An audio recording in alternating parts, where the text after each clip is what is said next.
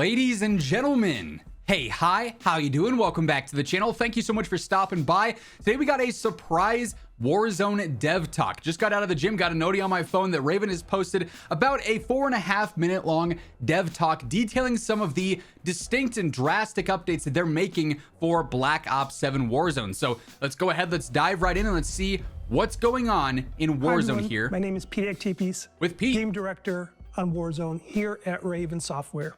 Over the last few weeks, we've been collecting questions from our community, and I'm here to answer. They do say these are community questions. All right, let's get right into it. First question: what are you changing on Haven's Hollow for launch? It's a great question.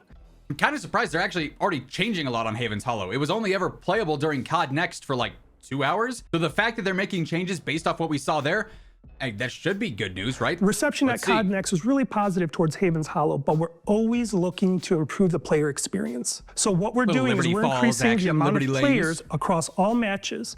For example, in quads, we're moving up to 52 players from what you might have seen at COD Next at 44 players. I think that's a good update.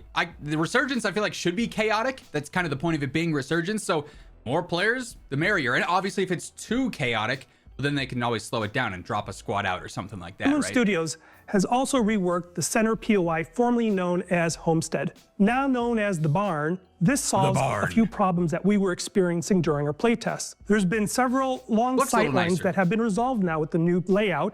We also have a lot more intentional rotations to and from this POI, and the center kind of reminds me of the blackout bar in there too. If you know, you know. That's kind of almost the same model, at least a little bit. POI, and the center building has been reformatted to fix a lot more combat experiences, allowing for more dynamic and expressive play. You mentioned plans to shake up the meta. Can you be more specific? Yeah, absolutely. So what do we got? We are committing to updating the meta more often than we ever have in the past. You know, the goal is I find that surprising because like MW3 Warzone, I can't count how many surprise update patch notes videos I posted, surprise meta updates.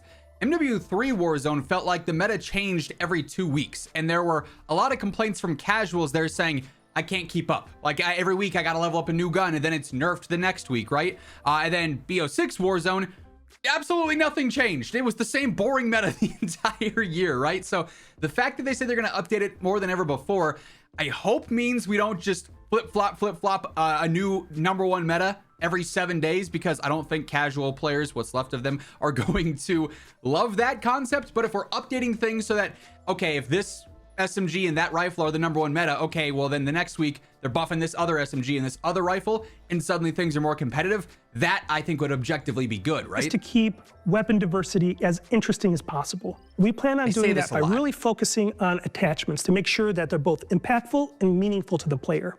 That's now, good. we had mentioned that we're updating our technology in terms of being able to tune weapon attachments. And this is probably the most important thing for Warzone's meta going forward with this year, because they haven't done this for the last forever, which has been a main problem because Warzone and multiplayer end up getting updates that impact both. And you can't have cross balancing like that, because what works in multiplayer does not work in Warzone as far as balancing goes. They're two completely different experiences. So I'm hoping this technology update is good news. Attachments. And this is really important for us because now we're able to really go in and fine-tune specific problem cases. Instead of nerfing a weapon to the ground, we can be intentional with the changes that we need to make so we can keep the weapon's identity secure.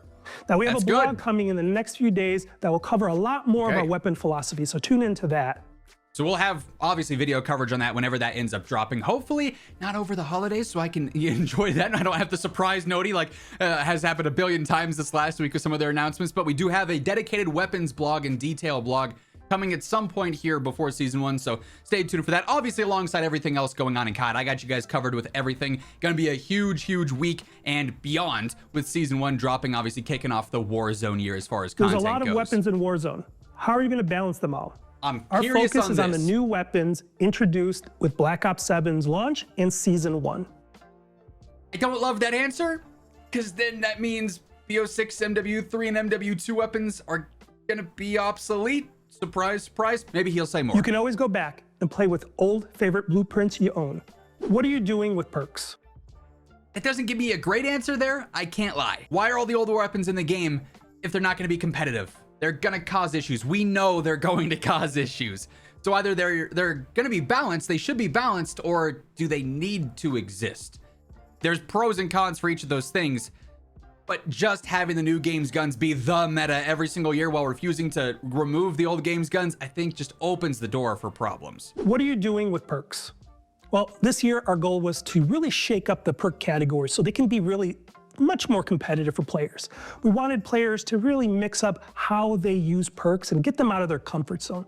We've removed underutilized perks, we've buffed up other perks, and post-COD Next, we've taken feedback to heart and really buffing up other perks that we felt could use a little bit more love. For example, Survivor now is going to be able to protect you against one-shot headshots.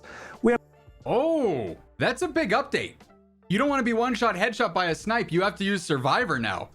That's interesting for the meta. A lot more to cover with perks, and we're going to be covering a lot more detail in our blog coming out right before Season 1.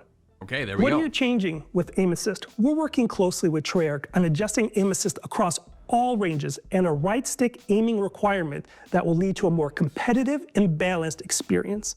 Basically the same aim assist updates that multiplayer are getting from what we understand. These changes go live in Warzone with the launch of Season 1. You said buybacks are coming back. What other LTMs can we expect? You love me some buybacks. Well, we want to leave some surprises for you, but for Season 1, we can talk about some of the weekend LTMs coming. Now, one experimental one that we're excited about is called Amped BR. And the idea here simply is increased health, because we really want to see how this changes the moment-to-moment combat. That's kind of cool. Just what Warzone's going to be like with a much longer TTK. I'll be trying it out. Now, we also have some other LTMs in store for Season 1. One that I will talk about is High Octane BR. This is pretty cool because players can start out with their loadouts. They're also able to access the buy station anywhere, at any time, with the press of a button. So you have like a mobile, you have a buy station on you at all times? That could be interesting. Next question, open matchmaking. Open matchmaking. What do we got? Coming to Warzone. They've refused to talk about this. Yes, open matchmaking is coming to Warzone in Season 1. We have things to discuss with open matchmaking in the coming days, so stay tuned. Are you adding any new movement mechanics to Warzone? Well, at COD Next, we showed that tac sprint is off by default. Now, if you're a type of player that really likes tac sprint, you can go into the sprinter perk and re-enable it that way.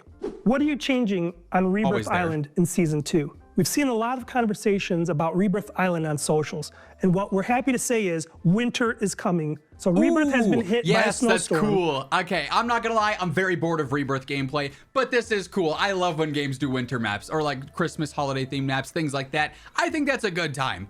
It's still gonna be Rebirth at the end of the day, so like we're gonna know the feel of it, we're gonna know the layout, but this is still cool. Not only that, we haven't seen this before. There's a new info strike coming in Season 2. We also have some geo changes that are really going to help out with rotations and combat situations around the map. We have more info coming in the next coming weeks.